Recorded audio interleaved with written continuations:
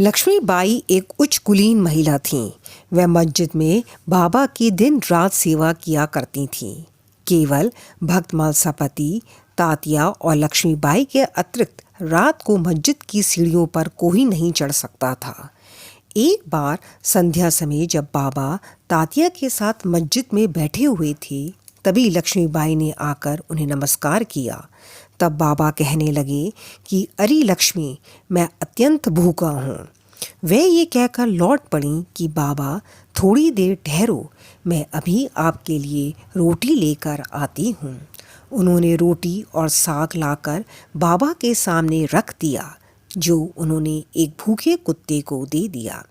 तब लक्ष्मीबाई कहने लगीं कि बाबा, यह क्या, मैं तो शीघ्र गई और अपने हाथ से आपके लिए रोटी बना लाई। आपने एक ग्रास भी ग्रहण किए बिना उसे कुत्ते के सामने डाल दिया। तब आपने व्यर्थ ही मुझे कष्ट क्यों दिया? बाबा ने उत्तर दिया कि व्यर्थ दुख ना करो, कुत्ते की भूख शांत करना मुझे तृप्त करने के बराबर ही है। कुत्ते को भी तो आत्मा है। प्राणी भले ही भिन्न आकृति प्रकृति के हों, उनमें कोई बोल सकते हैं और कोई मूक है, परंतु भूख सबकी एक सदृशी है। इसे तुम सत्य जानो कि जो भूखों को भोजन कराता है, वह यथार्थ में मुझे ही भोजन कराता है। यह एक अकट्य सत्य है।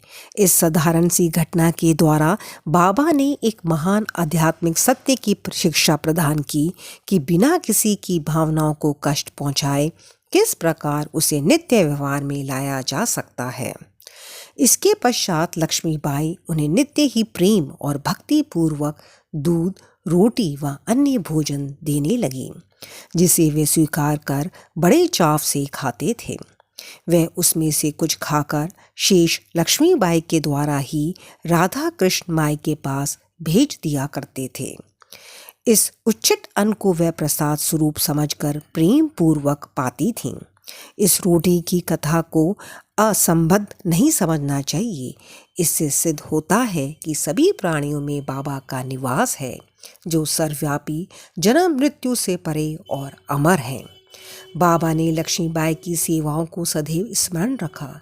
बाबा उनको भुला भी कैसे सकते थे। देह त्याग के बिल्कुल पूर्व बाबा ने अपनी जेब में हाथ डाला और पहले उन्होंने लक्ष्मी को 5 रुपये और बाद में 4 रुपये, इस प्रकार कुल 9 रुपये दिए।